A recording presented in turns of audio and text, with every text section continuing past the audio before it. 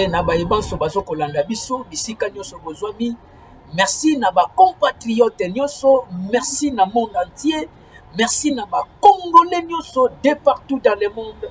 Bozwami na États-Unis, na France, na Johannesburg, na Angola, na Zambie, na Zimbabwe, na Chine, bisika nyonso bozwami matondi mingi. Na tondeli bino bolandi malamu ya émission na bino dites-nous. Émission Oyo ezalaka présentée et pas il y a arbitre de la presse, arbitre de la communication Joab Kinkela. Bozo kolanda biso depuis Kinshasa, la capitale de la République démocratique du Congo. Matondi mingi. Na pesi merci na Charlie Kinkela. Oyo azo kolanda émission dites-nous depuis Flat Hotel Meriba. Na pesi merci na couple Saka, na pesi merci na couple Lebo, na pesi merci na formateur Papi Mumba depuis INPP Wapi Oyo, un grand formateur ya ba journaliste kuna na INPP. Tambe ya lola apambola bino, na pesi mote epai ya honorable Mbengele 65e anniversaire a Outiko souffle bougie. Ya elengi elongo na Maman Monique 60 ans d'âge oyo awutiko souffle lisusu babuji na ye tozalaki kuna toliaki tomelaki. En tout cas, une fois de plus, c'est lisusu joyeux anniversaire à vous couple Mbengele, que l'Éternel vous comble de sa bénédiction, que la grâce de l'Éternel vous accompagne et je déclare dans vos vies, c'est lui qui s'élèvera contre vous, tombera sous vos pieds. Alléluia. Je déclare que l'Éternel ouvre les esclives du ciel. Joyeux anniversaire une fois de plus. Alors, voilà, vous nous suivez de partout dans le monde. Aujourd'hui, nous allons parler sur l'indépendance, une fête nationale. 3 discours à la nation. Tokolandango na esika oyo. Tokoyeba eke RDC a fêtaki 65e anniversaire na ye. Il y a indépendance kasi tomonaki absence. Il y a défilé. Défilé ezalaki te. Mais journée wana elekaki na 3 discours de la nation. Premier discours oyo epesamaki epa ya coordonnateur ya AFC M23 oyo babengi Corneille Nanga. Ye mutu liboso apesaki discours na nation. Alobaki nini tokoyebango na esika oyo. Et yami bale ezalaki président national ya parti politique SID babengi na kombo ya Martin Fayulu wapi apesaki susu discours na ye. Alors alobaki nini tokoyebango na esika oyo. Pe troisième ezalaki discours ya président de la République démocratique du Congo, son excellence Félix Antoine Tshisekedi Tshilombo. Alobaki nini tokoyebango na esika oyo. Alors les 3 discours ezana makambo oyo elobamaki. Nani oyo alobaki bien nako pesa ba point essentiel oyo elobami na chaque discours. Alors, qu'est à vous de donner vos points de vue aux commentaires, au kotia point de vue nayo par rapport yaba discours oyo. Matondi mingi pona bino, vous nous suivez de partout à travers votre émission. Dites-nous, monte makasi et pas ya prophète Jefté Matondo qui nous suit depuis Brazzaville.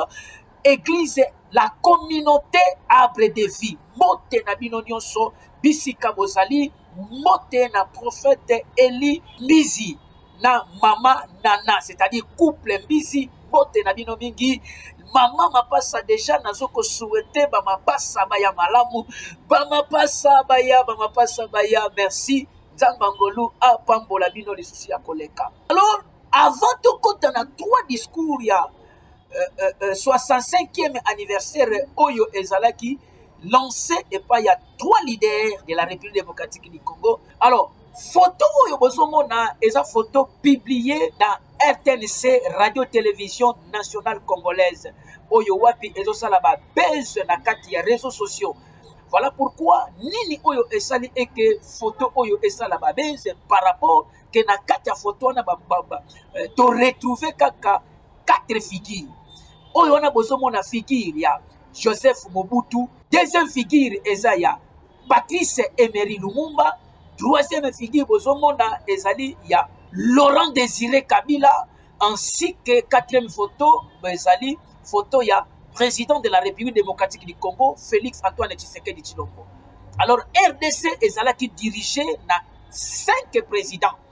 na 5 présidents wana tozomona kaka 4 mais absence ya moko yango nani ezali le président honoraire Joseph Kabila Kabange. Nini oyo esali eke elongi na ye ezala affiché te na kati ya affiche oyo. Beaucoup sont en train de se demander pourquoi. Alors, na sali analyse. Pourquoi est que président de la République honoraire Oya Kamba Kimboka pendant 18 ans elongi na ye ezanga na kati ya affiche oyo. Or, les bilongi wana batieza pona ko honorer ba président.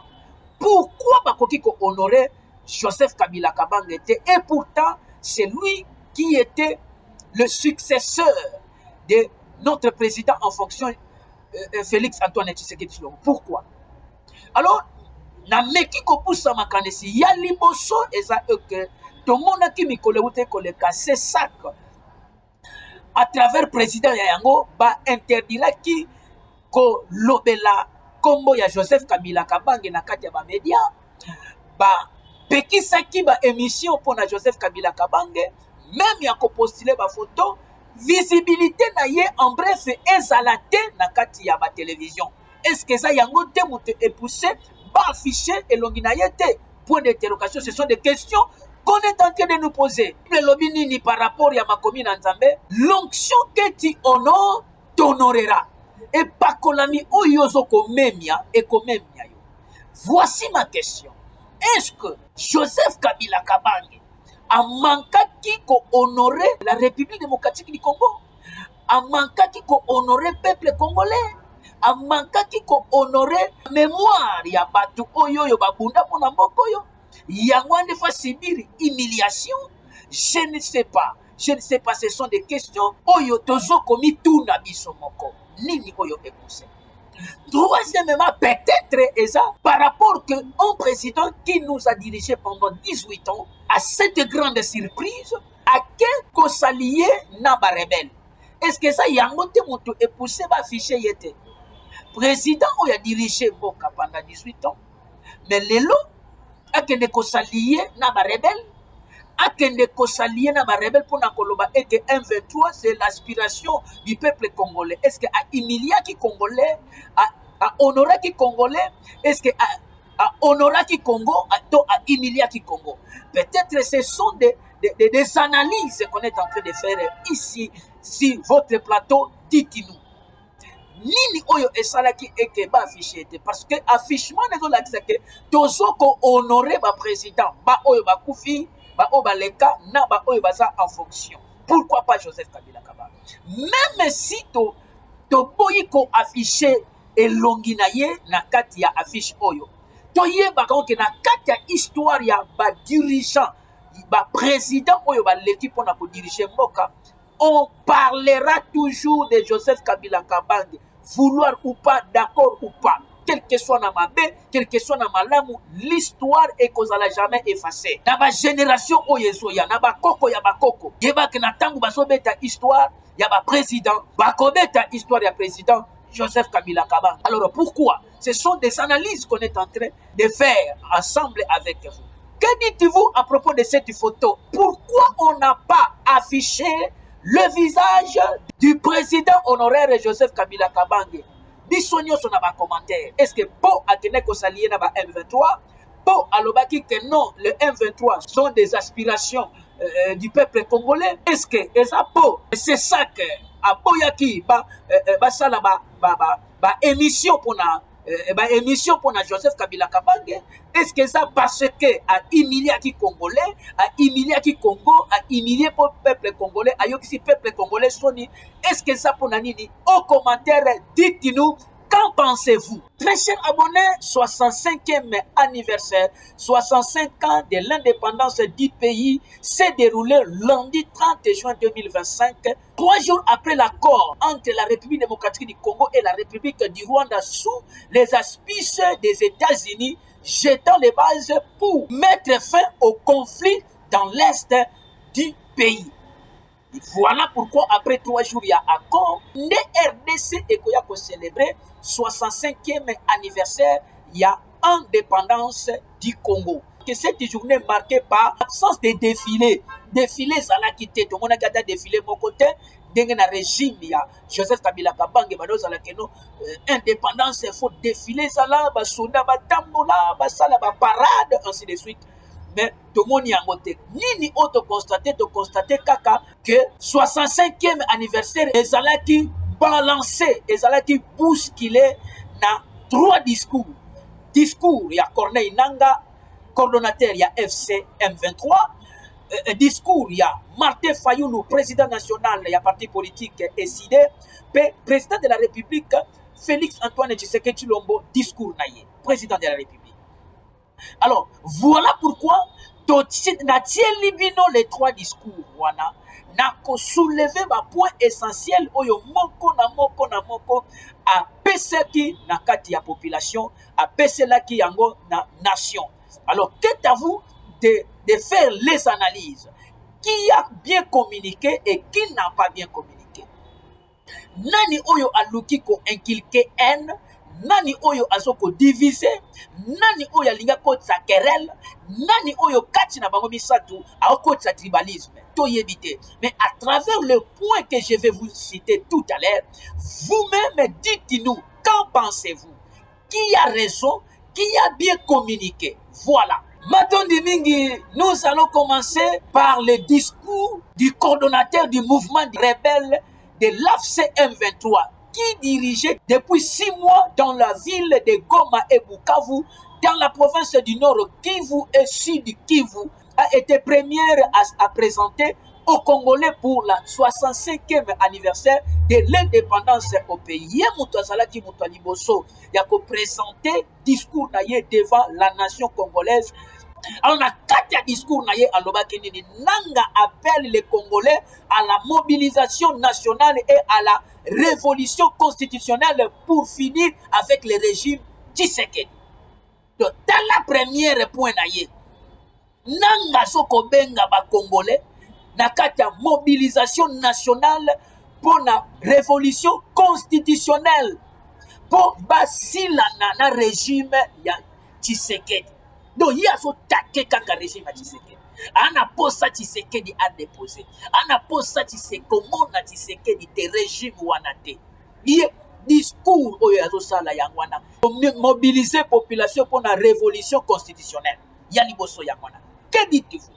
Yami Balé, il a dressé un tableau apocalyptique du second mandat du président de la République démocratique du Congo, présentant comme un jouisseur, a présenté tableau apocalyptique. Oyo, et Soko Talisaka, gouvernement congolais, ba Oyo Basoko Kamba, régime, ou un régime, il y a un jouisseur, et un régime, il y a incapable, il y a contenir, moindre promesse.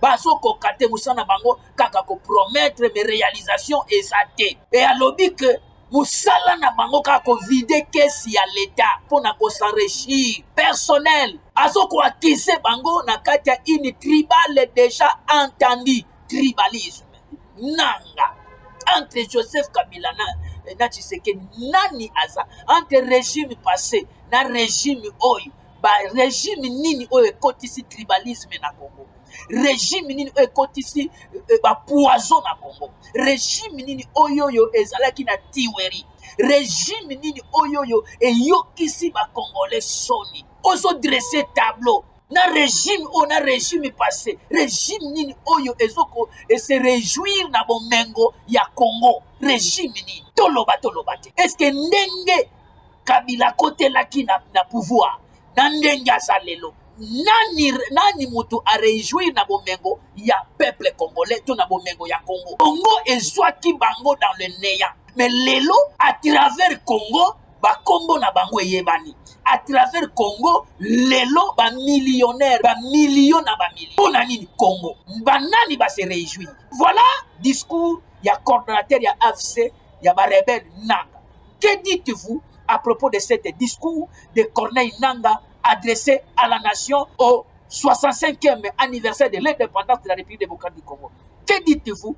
Aux commentaires, commentez, likez, partagez, donnez-nous de points de vue par rapport à cet discours adressé par Corneille Nangaa devant la nation congolaise. Deuxième discours, c'était le discours de Martin Fayulu à la 65e anniversaire de l'indépendance du Congo.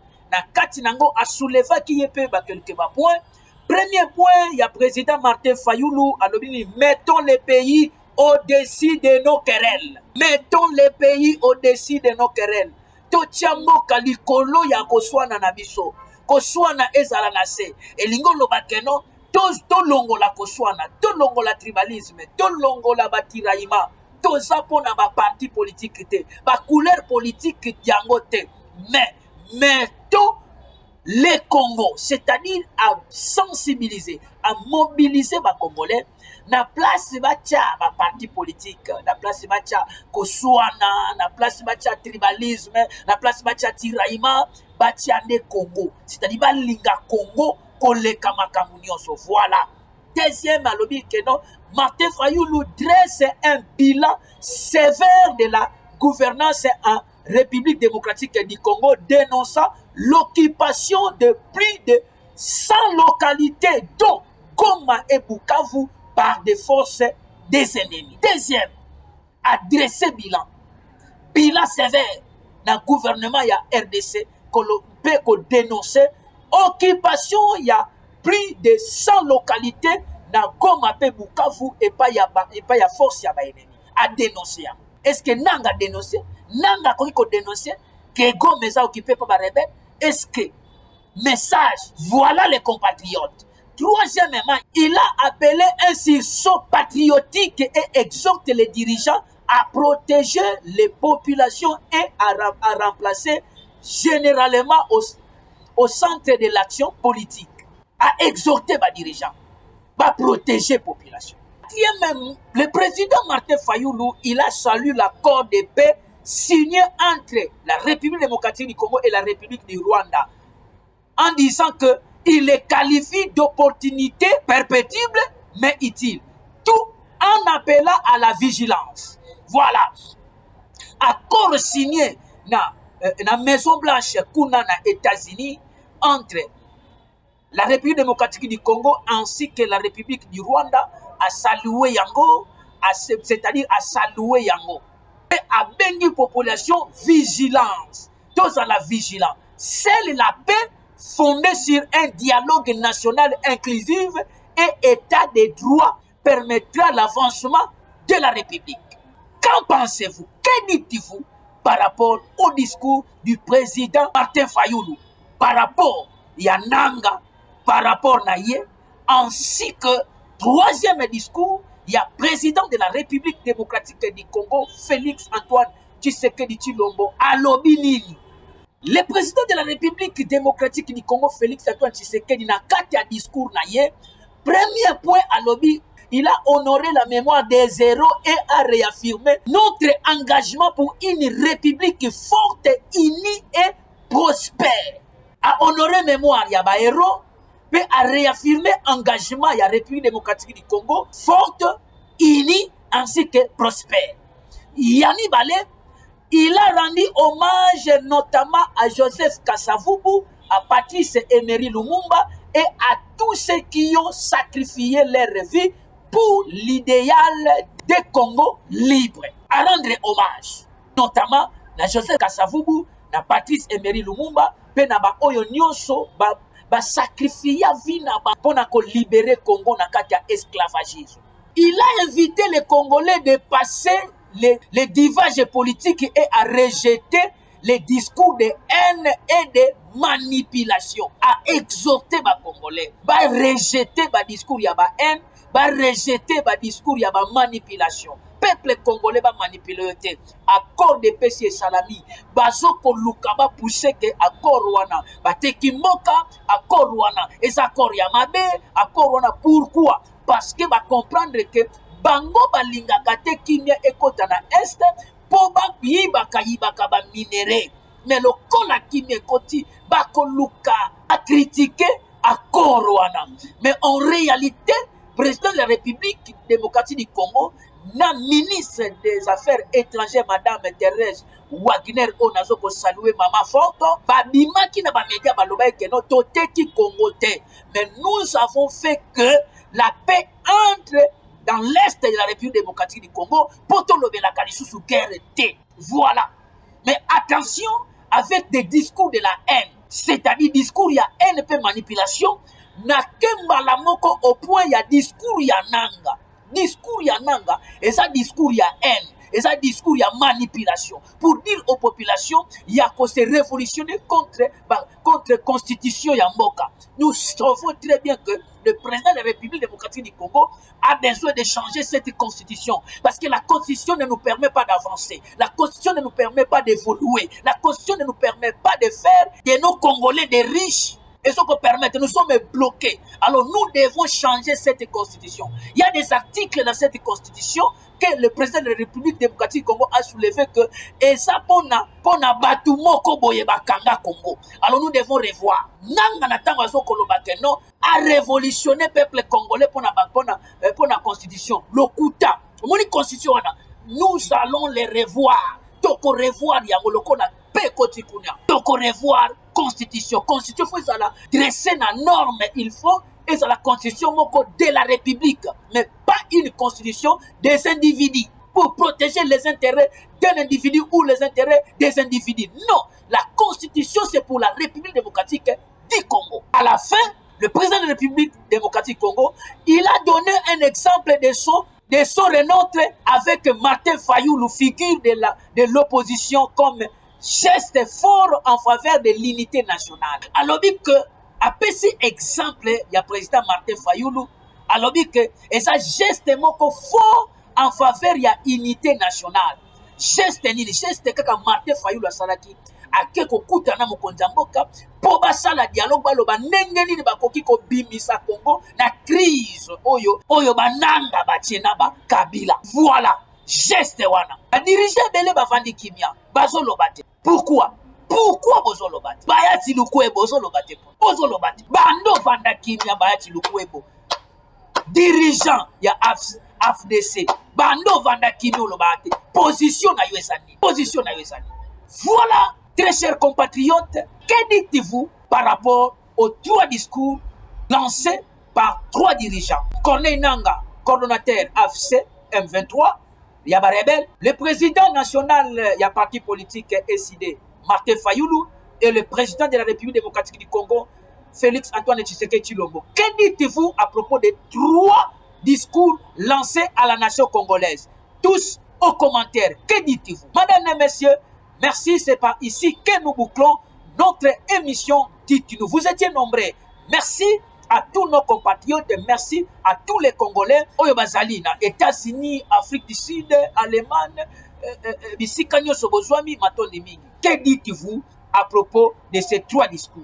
Aux commentaires. Quant à moi, je vous dis, restez toujours branchés sur notre chaîne JMTV, vous ne serez jamais déçus. Ciao.